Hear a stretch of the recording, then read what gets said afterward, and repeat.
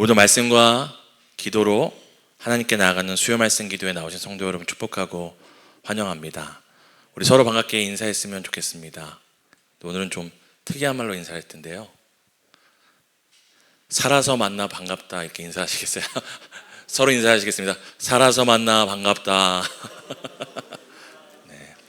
이때 아니면 또 언제 서로에게 반말을 해보겠습니까? 제가 소년부를 가르칠 때 저는 이제 소년부 예배를 할 때 항상 설교 전에 아이들을 다 일으켜 세운 다음에 5분 동안 시간을 줬습니다. 그래서 4, 6학년들이 돌아다니면서 서로를 껴안고 악수도 하고 이렇게 손도 잡아주면서 살아서 만나 반갑다 인사를 시키게 했습니다. 살아서 이 자리에 오는 게 내 힘으로 할 수 있는 게 아니거든요. 지난 한 주간도 정말 수많은 사건 사고 가운데 수많은 사람들이 자기의 의지와 상관없이 생사를 오갔는데 이 자리에 왔다는 게 얼마나 반가운 일입니까? 그렇지 않습니까? 그래서 서로 살아서 만나 반갑다 인사하면은 이 서로에 대한 소중함도 깨닫고 또 분위기가 화기애애해졌습니다. 아직은 제가 아직 1년이 되지 않아서 그렇게 못하지만 내년 2년 차가 되면 한번 그때는 다 일어나셔서 돌아다니시면서 인사할 수 있도록 제가 담임 목사님께 한번 허락을 받아보도록 하겠습니다. 사랑하는 성도 여러분, 한 치 앞을 모르는 것을 인생이라고 하고 삶이라고 이야기를 합니다. 성도님들 한 치 앞이 보이시나요? 내일 일을 알고 계신가요? 모르시죠? 이번 주만 해도 제가 아는 뉴스에 나온 2가지 사건이 있었는데 2개 다 자동차 사고였거든요. 근데 사고로 운전자만 사망한 것이 아니라 사고로 지나가던 어머니와 7살 딸이 유턴하던 차에 치여서 딸은 사망하고 그 엄마는 의식을 찾지 못하고 있습니다. 또 아시는 것처럼 우두에서도 브레이크 고장으로 차량 사고가 나서 14명의 사상자가 났다고 합니다. 성도님들이 정말 내일 일을 우리는 잘 모르고 살아가는 것 같습니다. 그럼 한번 묻겠습니다. 성도님들, 내일 일을 잘 알고 싶으신가요? 벌써 이렇게 하시는 분들이 계신데요. 아니면 지금처럼 내일 일을 모른 채 사시는 게 편하신가요? 근데 성도님들 그거 아십니까? 내일 일을 모르면 막막한 밤 막연한 가운데 살아가지만 내일 일을 알면 또 어떻게 살아갑니까? 불안과 두려움 가운데 살아가게 됩니다. 사람들은 내일 일을 알고 싶어 합니다. 그래서 우리가 잘 아는 것처럼 빅데이터로 분석하고 예측하고 또 심지어는 내일의 운세를 보며 거기서 위로를 받고 위안을 얻습니다. 그런데 신기한 것은 그렇게 빅데이터로 내년에 경제가 어떻게 될 거다, 내년에 우리 한국이 어떻게 될 거다, 내일을 알게 될수록 사람들이 안심하게 되는 것이 아니라 더 근심하게 되고 염려와 두려움 가운데 극단적인 생각을 하기도 합니다. 또 어떤 사람들은 내일을 몰라 두려워하기도 하지만 어떤 사람들은 분명 내일도 오늘과 뻔할 거야, 오늘처럼 또 넘어지고 좌절하고 실패하고 또 지루한 똑같은 삶, 애나 돌보고 똑같이 직장에서 반복된 일을 하며 그렇게 지루한 하루가 시작될 거야 라고 예측함으로 소망 없이 살아가고는 합니다. 성도님들, 우리는 내일을 몰라도 막연함과 막막함 가운데 살지만 내일 일을 또 너무 잘 알아도 이 두려움과 염려 가운데 상심하며 살게 됩니다. 다시 한번 묻겠습니다. 성도님들, 내일 일을 잘 알고 싶으신가요? 죄송해요. 이 아멘으로 들리는지 아내로 들리는지 제가 그러면 지금처럼 내일 일을 모른 채 막연함과 막막함 가운데 살아가고 싶으신가요? 집사님 먼저 집에 돌아갈 수 있는 티켓을 드리겠습니다. 오늘 성경에는 내일 일을 몰라도 되는 은혜, 또한 내일 일을 너무나 잘 알아서 낙심할지라도 살아갈 수 있는 은혜가 있음을 우리에게 말해줍니다. 오늘 본문에는 우리가 잘 아는 엘리야가 등장합니다. 오늘 엘리야를 통하여서 또한 한 여인을 통하여서 우리가 내일 일을 몰라도 잘 살 수 있는 은혜가 있고 내일 일을 잘 알아 낙심이 될지라도 우리가 살아갈 은혜가 있음을 함께 살피기를 바랍니다. 예수님께서 이 땅에 오셨을 때 권능을 행할 때마다 사람들이 예수님을 한 사람을 지칭해서 부른 적이 있었습니다. 바로 누구입니까? 엘리야라고 불렀습니다. 왜냐하면 예수님의 그 권능을 볼 때마다 유대인들은 오랜 옛날이지만 엘리야의 권능이 떠올랐기 때문입니다. 그만큼 엘리야는 유대인들에게 오랜 시간 능력의 선지자로 여겨졌습니다. 그런데 오늘 본문이 우리가 잘 아는 이 권능의 선지자라고 불리는 엘리야가 등장하는 장면인데요. 사실 엘리야의 등장은 매우 초라합니다. 엘리야의 등장을 살펴보기 위해서는 우리가 그 시대의 상황을 좀 알아야 되는데요. 그 시대가 바로 언제였냐면 이스라엘 왕으로 아합이 왕이 되고 이스라엘 사람들이 하나님을 떠나 바알과 아세라를 섬기던 때였습니다. 우리 열왕기상 16장 30절에서 33절을 함께 보도록 하겠습니다. 함께 읽겠습니다. 오므리의 아들 아합이 그의 이전의 모든 사람보다 여호와 보시기에 악을 더욱 행하여 느밧의 아들 여로보암의 죄를 따라 행하는 것을 오히려 가볍게 여기며 시돈 사람 왕 엣바알의 딸 이세벨을 아내로 삼고 가서 바알을 섬겨 예배하고, 우리 다음 절 있습니다. 32절 33절. 사마리아에 건축한 바알의 신전 안에서 바알을 위하여 제단을 쌓으며 또 아세라상을 만들었으니 그는 그 이전에 이스라엘의 모든 왕보다 심히 이스라엘 하나님 여호와를 노하시게 하였더라. 바로 엘리야가 등장하던 이때가 이스라엘의 왕으로 아합이 왕이 되어 세워진 때였는데요. 열왕기상 16장에서는 그 시대에 대해서 뭐라고 얘기합니까? 바로 바알과 아세라를 섬겼다고 이야기를 합니다. 바알은 비와 폭풍의 신으로도 우리가 알고 있고 이 풍요와 농사와 번영의 신으로 알려져 있습니다. 아세라는 바로 이 바알의 아내라고 사람들이 믿었던 신이 바로 이 아세라였습니다. 이 아세라 또한 풍요의 신이었는데요. 이스라엘 사람들은 그들이 바로 비와 풍요의 신이 바알과 아세라를 기쁘게 해주면 이 아세라와 바알을 통해서 이 땅에 비도 많이 내리고 이 땅에 많은 이 풍요를 누릴 수 있다고 믿었습니다. 그래서 그들은 이 농번기가 되면 특히 비를 내려달라고 이 바알과 아세라에게 제사를 드리며 우상 숭배를 하였습니다. 그런데 갑자기 그런 때에 엘리야가 나타나서 이런 말씀을 선포하는 것입니다. 우리 열왕기상 17장 1절을 함께 읽겠습니다. 길르앗에 우거하는 자 중에 디셉 사람 엘리야가 아합에게 말하되 내가 섬기는 이스라엘의 하나님 여호와께서 살아계심을 두고 맹세하노니 내 말이 없으면 수년 동안 비도 이슬도 내리지 아니하리라 하니라. 이스라엘 사람들은 그 당시에 바알과 아세라가 비도 내리게 하고 그 비로 말미암아 많은 땅의 소산을 허락한다고 믿었습니다. 그런데 지금 엘리야가 나타나서 자신이 다시 말씀을 선포하기 전까지 비뿐만 아니라 이슬도 내리지 않겠다고 이야기를 하는 것입니다. 왜 엘리야가 이런 얘기를 하는 것입니까? 이 땅에 비를 내리시는 분이 누구신지, 이 땅의 소산으로 이스라엘 백성을 먹고 살게 하시는 분이 누구신지를 엘리야는 나타내겠다고 이야기를 하는 것입니다.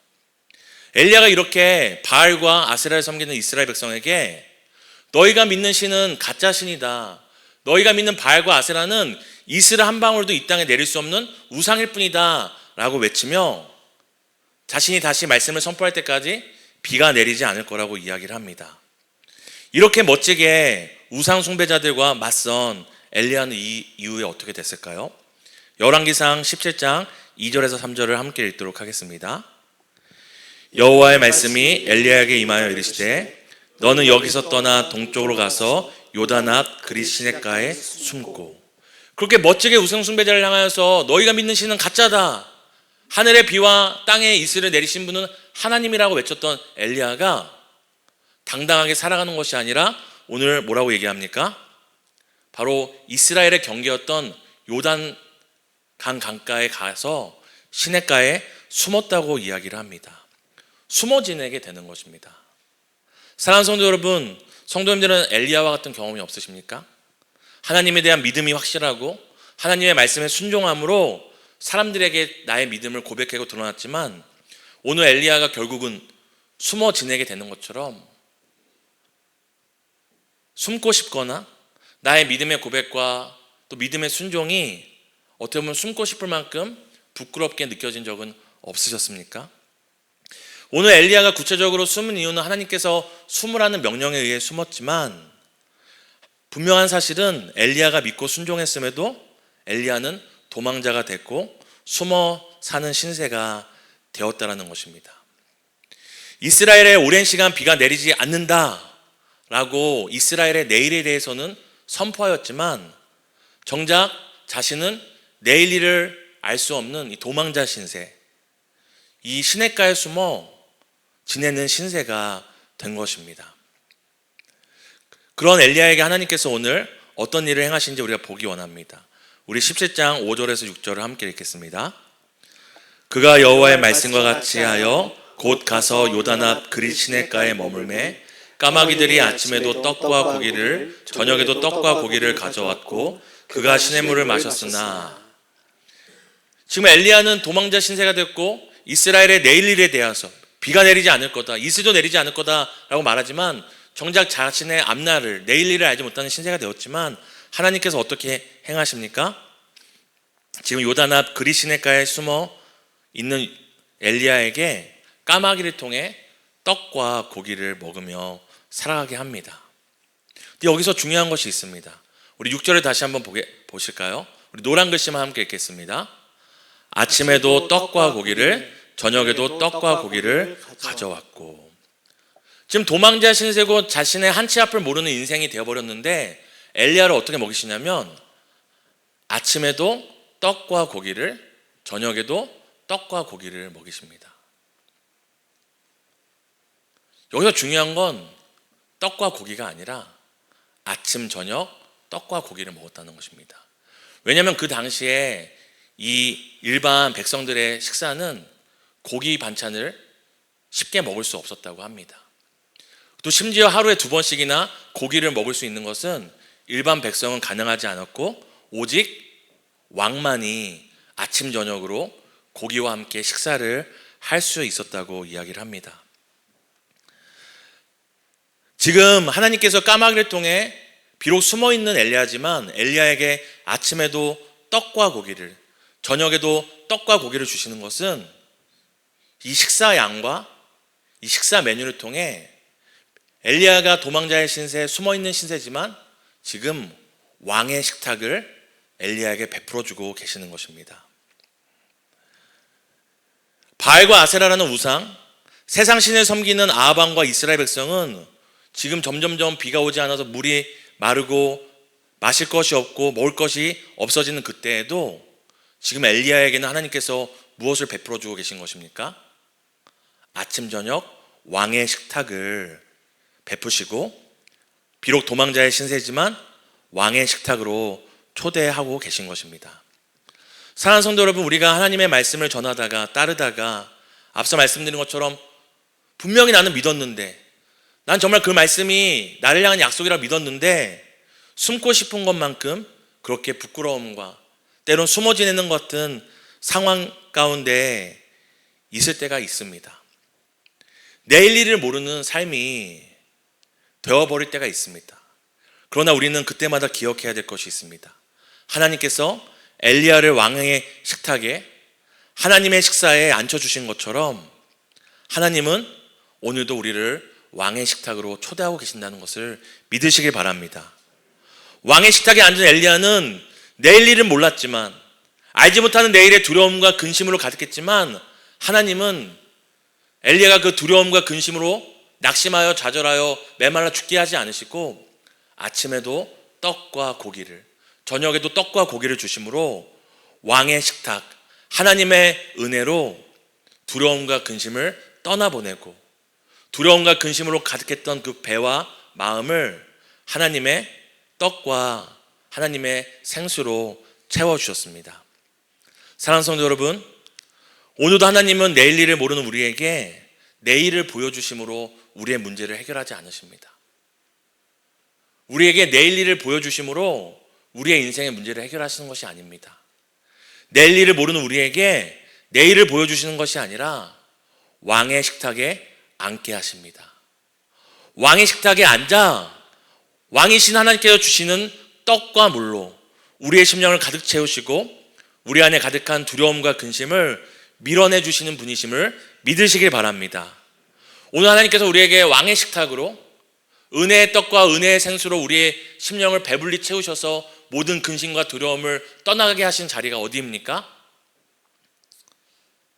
바로 이 수요 말씀 기도회입니다. 아침 기도회입니다. 우리가 삶의 현장에서 하나님의 은혜의 떡과 은혜의 잔을 갈망하며 말씀과 기도로 하나님을 찾는 자리가 바로 하나님께서 우리에게 내일 일을 보여줌으로가 아니라 왕의 식탁과 왕의 떡과 왕의 잔을 통하여 우리가 오늘 살아갈 힘을, 내일 일을 몰라도 오늘을 살 수 있는 힘을 주시는 자리임을 믿으시기를 바랍니다. 오늘 왕의 식탁에 앉으셨나요? 혹시 배고프신 분 계시다면 오늘 말씀과 기도를 통해 왕의 식탁을 마음껏 누리시길 예수님의 이름으로 축복합니다. 왕의 식탁에 앉은 엘리야와 지금 대조되는 우상 숭배자들의 삶이 오늘 본문에 이어져서 나옵니다. 우리 열왕기상 17장 7절을 함께 읽도록 하겠습니다. 함께 읽습니다. 땅에 비가 내리지 아니하므로 얼마 후에 그 시내가 마르니라. 분명히 7절만입니다. 분명히 하나님께서 보내셨던 그 시냇가였는데 엘리야가 마시던 시냇물도 마르고 말랐다고 이야기를 합니다. 성도들, 그러면 하나님의 왕의 식탁에 앉은 엘리야도 마실 물이 떨어졌다면 다른 곳의 상황은 어떻게 되었을까요? 그것을 바로 오늘 본문이 잘 보여줍니다. 우리 열왕기상 17장 9절을 함께 읽겠습니다. 너는 일어나 시돈에 속한 사르밧으로 가서 거기 머물라. 내가 그곳 과부에게 명령하여 내게 음식을 주게 하였느니라. 이제 엘리야가 머물던 그곳의 시내도 마르게 되자 하나님께서는 엘리야에게 명령을 하십니다. 바로 이스라엘 근처에 있던 이방 땅 시돈에 속한 이 사르밧 땅에 가서 한 과부를 만나라고 합니다. 그리고 그 과부에게 엘리야에게 줄 음식을 준비시키겠다고 이야기를 하십니다. 하루 앞도 모르고 내일 일도 모르고 그저 매일매일 주시는 왕의 식탁으로 살았던 엘리야인데 이제 한 과부에게 먹을 것을 준비하게 하시겠다고 하니 얼마나 엘리야가 설레고 또 얼마나 기분이 좋았을까요? 엘리야가 그런 설레는 마음으로 이제 왕의 식탁을 또 다른 왕의 식탁을 기대하며 시돈 땅으로 달려갔습니다. 근데 그렇게 달려간 시돈 땅에서 엘리야가 황당한 일을 겪게 됩니다. 우리 열왕기상 17장 10절에서 11절을 함께 읽습니다. 그가 일어나 사르밧으로 가서 성문에 이를 때에 한 과부가 그곳에서 나무가지를 줍는지라. 이에 불러 이르되 청하건대 그에게 물을 조금 가져다가 내가 마시게 하라. 그가 가지러 갈 때에 엘리야가 그를 불러 이르되 청하건대 내 손에 떡 한 조각을 내게로 가져오라. 분명히 우리가 본문 말씀 구절을 보면 하나님께서 그 땅 과부로 하여금 너에게 줄 양식을 준비하게 하겠다고 이야기를 했습니다. 지금 엘리야가 그 땅에 가서 과부를 만났죠. 그럼 과부가 어떻게 반응해야 됩니까? 엘리야여 오셨습니까? 제가 당신을 위하여 왕의 식탁을 준비했습니다. 하나님께서 나에게 당신이 이렇게 고생한 거 알았으니 저에게도 이렇게 양식을 준비하라고 하셨습니다 라고 맞아줘야 되는데 하나님의 말씀에 따라 지금 시돈 땅 사르밧에 갔더니 이 과부가 엘리야를 아는 체 합니까? 하지 않습니까? 하지 않고 그냥 나뭇가지를 줍고 있는 것입니다. 오히려 엘리야를 맞이하는 것이 아니라 엘리야가 지금 그 여인에게 뭐라고 얘기하고 있습니까? 나에게 좀 물 좀 달라. 그리고 물 가져올 때 나에게 떡도 좀 가져달라고 오히려 요청하고 있는 것입니다. 심지어는 과부가 아무것도 모르고 있었고 아무 준비도 하지 않고 있었을 뿐만 아니라 심지어 남을 도울 누군가에게 식탁을 베풀 처지가 아니었음을 성경이 이야기를 합니다. 우리 열왕기상 17장 12절을 함께 읽도록 하겠습니다. 그가 이르되 당신의 하나님 여호와께서 살아계심을 두고 맹세하노니 나는 떡이 없고 다만 통에 가루 한 움큼과 병에 기름 조금뿐이라. 내가 나뭇가지 돌을 주어다가 나와 내 아들을 위하여 음식을 만들어 먹고 그 후에 죽으리라. 분명히 하나님께서 이 과부를 통해서 엘리야의 음식을 준비하게 하시겠다고 하셨는데 정작 만났더니 이 여인은 준비도 안 했을 뿐만 아니라 이 여인의 형편이 뭐라고 얘기합니까? 이제 남은 가루 한 움큼과 나뭇가지 2개로 떡을 만들고 이제 죽으리라, 죽을 날만 기다리겠다고 이야기를 하는 것입니다. 이 과부는 엘리야와 매우 대조되는 사람인데요, 엘리야는 그 시냇가에서 까마귀가 주는 떡과 고기를 아침 저녁으로 먹을 때 내일 일을 알았습니까? 몰랐습니까? 내일 일을 모르는 사람이었습니다. 이 과부는 내일 일을 알고 있습니까? 모르고 있습니까? 알고 있죠. 이제 이 한 움큼 가루떡을 만들면 나와 내 아들은 죽을 일만 남았다라는 내일에 대한 확신이 있었던 것입니다. 이 여인은 엘리야에게 왕의 식탁이 아니라 자기 아들과 한 끼 먹어 죽을 음식밖에 없는 여인이었습니다. 이스라엘 북은 이방 지역에도 비가 내리지 않아 이 극심한 가뭄으로 인해 기근이 생겼기 때문입니다. 왜 하나님께서는 엘리야에게 이스라엘 땅도 아닌 이방 지역에 사는 사르밧 땅까지 가서 이 과부를 만나라고 하셨을까요?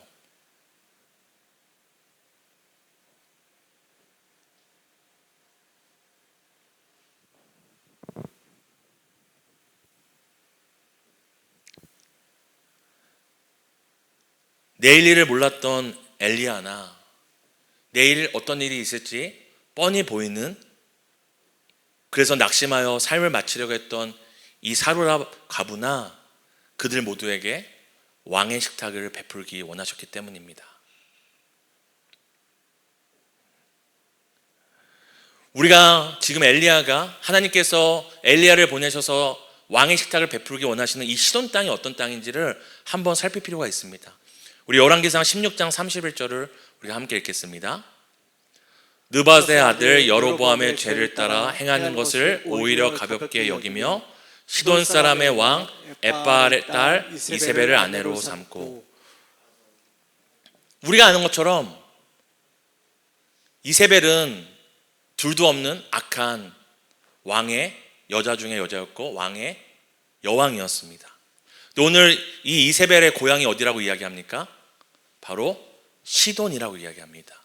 시돈 사람의 왕 엣바알의 딸 이세벨을 아내로 삼았다라고 이야기합니다.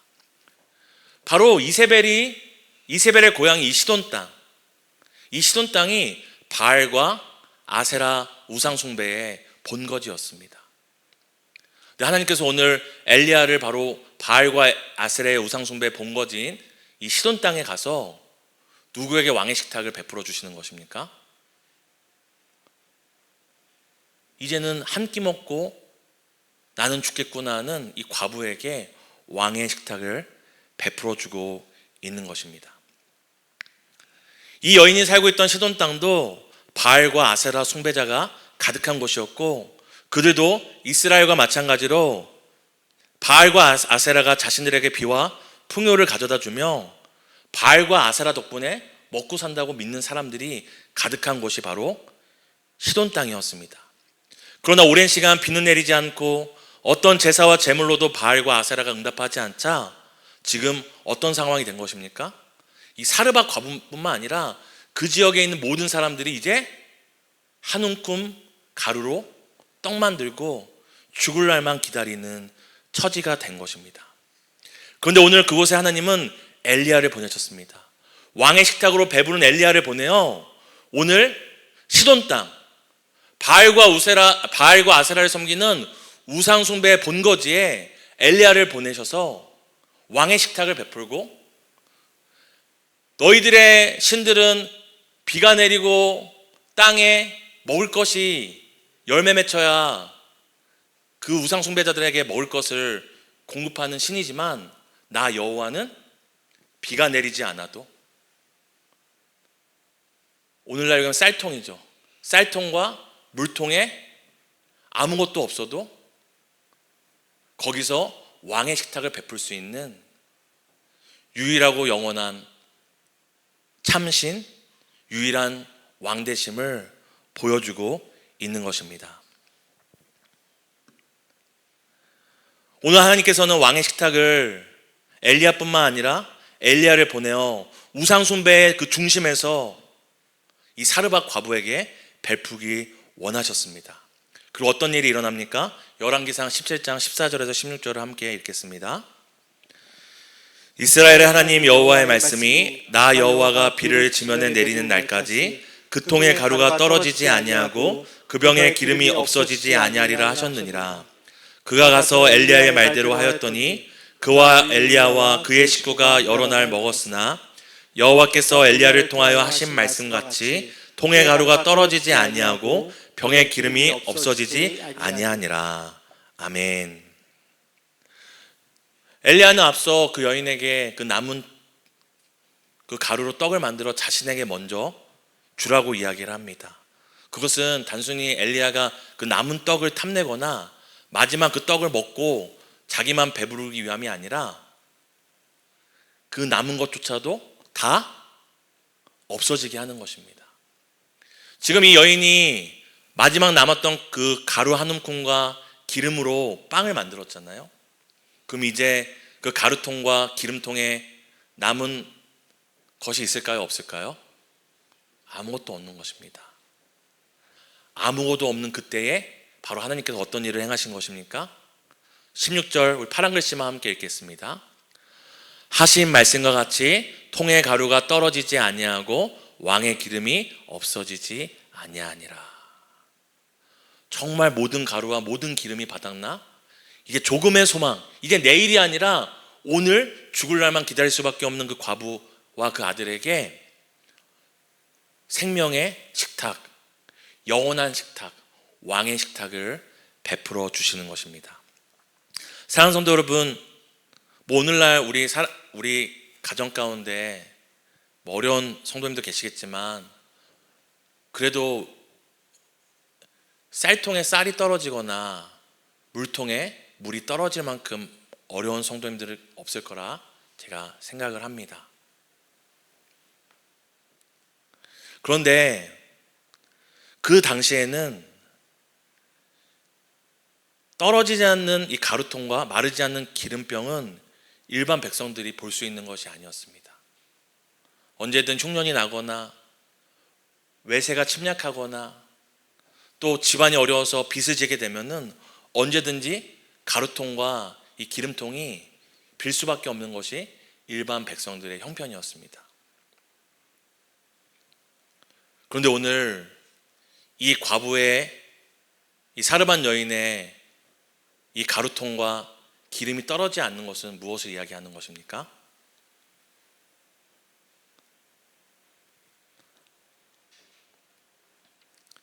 바로 그 여인의 쌀통과 그 여인의 기름통이 왕의 궁전에 있는 왕의 가루통과 왕의 기름통이 되었음을 이야기를 하는 것입니다. 왜냐하면 전쟁이 나고 아무리 나라의 기근이 어려워도 마지막까지 음식을 먹을 수 있는 사람이 누구입니까? 바로 왕이기 때문입니다. 마치 엘리야가 매일 아침 저녁으로 먹었던 고기와 떡같이 하나님께서 오늘 텅텅 비어버린 그 과부의 가루통과 기름병을 왕의 가루통과 왕의 기름병처럼 마르지 않게 하는 것입니다. 물론 세상에 기근이 오고 나라가 망하면 왕의 가루통도 왕의 기름병도 바닥이 납니다. 하지만 영원히 마르지 않는 이 떡과 영원히 마르지 않는 이 기름을 주실 수 있는 분이 누구신지를 하나님은 지금 보여주고 계신 것입니다.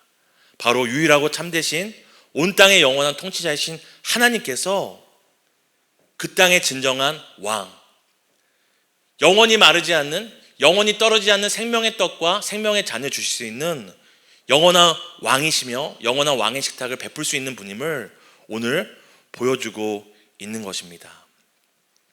사랑하는 성도 여러분,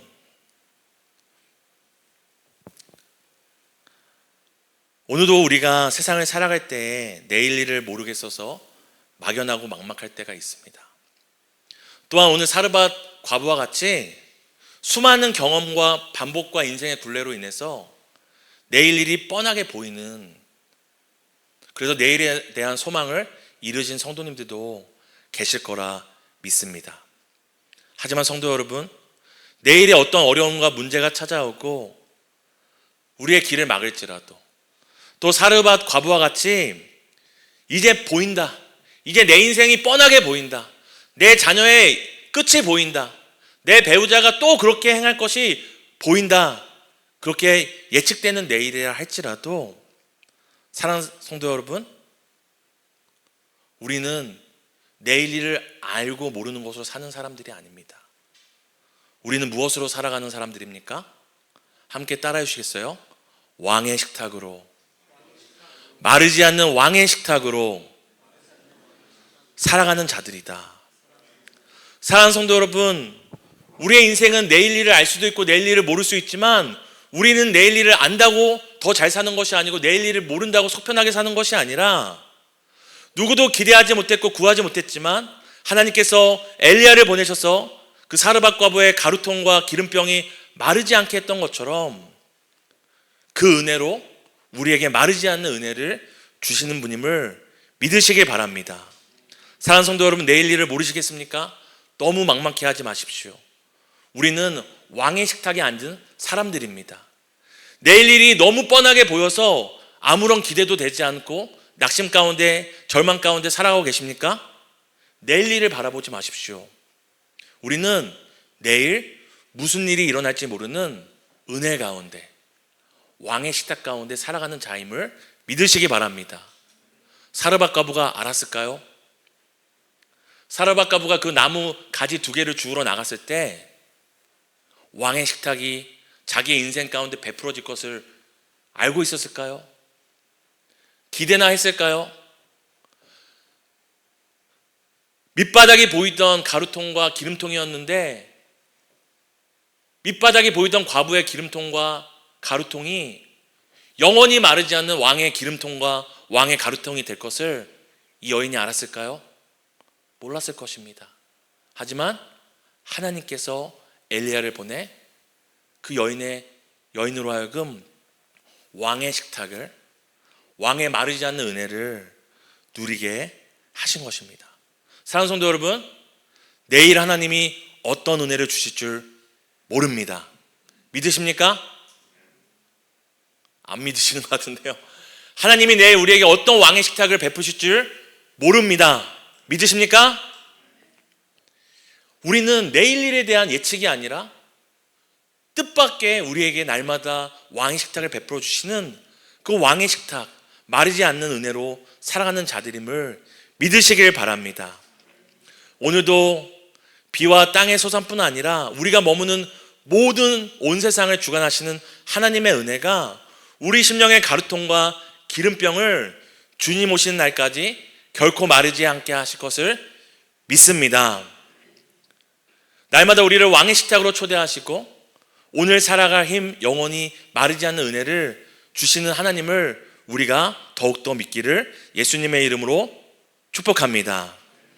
마지막으로 나누고 싶은 것이 있는데요, 우리는 이미 그 왕의 식탁 가운데 살아가는 자들입니다. 그저 우리가 먹지 않아서 큰일일 뿐이죠.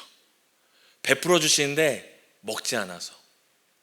근데 사랑하는 성도 여러분, 오늘 이 사르밧 과부와 같이 이 왕의 식탁으로 초대해야 될 이 세상에 고아와 과부들이 많이 있습니다.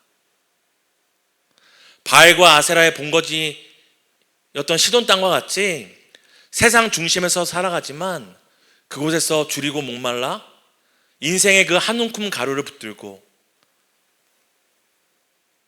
여기가 끝이겠지, 여기가 끝이겠지 하며 오늘 죽자, 내일 죽자 하는 영혼들이 많이 있습니다. 누가 그들에게 가서 그들에게 영원히 마르지 않는 왕의 식탁이 있음을, 누가 그들을 왕의 식탁으로 초대할 수 있습니까? 바로 이 시대의 엘리야입니다. 권능 있는 자가 아니라 왕의 식탁을 맛본 자가 세상에 나가, 세상의 시돈 땅의 중심에 나가 소망 없고 절망 가운데 살아가는 이 시대의 사르밧 과부, 이 시대의 고아들을 초대해 살릴 수 있는 것입니다. 하나님께서 우리를 왕의 식탁에 초대하셨음을 믿으십니까? 우리를 통하여 또 다른 이 시대의 사르밧 과부를 왕의 식탁으로 초대하심을 믿으십니까? 사랑하는 동행교회를 통하여 천국잔치가 베풀어지는 그날까지 이 지역과 이 시대와 수많은 영혼들을 왕의 식탁으로 초대하는 놀라운 역사가 있기를 예수님의 이름으로 축복합니다. 우리 함께 그 마음을 가지고 함께 찬양하고 기도했으면 좋겠습니다.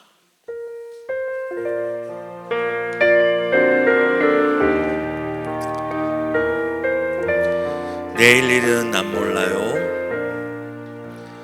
내일 일은 난 몰라요. 하루 살아요. 불행이 나요 행함도 내 뜻대로 못해요. 험한 이 길 가고 가도 끝은 없고 고네요. 주님 예수 발냄 삶 내 손잡아. 다시 한번 내일 일은 난 몰라요. 내일 일은 난 몰라요. 하루하루 살아요. 불행이 나요 행함도 내 뜻대로 못해요. 험한 이 길 가고 가도 끝은 없고 고네요. 주님 예수 발냄사 내 손 잡아주소서. 아멘. 내일 일은 난 몰라요. 장래일도 몰라요. 아버지여 날 붙드사 평탄한. 내일 일은 난 몰라요. 장래일도 몰라요. 내일 일은 난 몰라요. 장래일도 몰라요.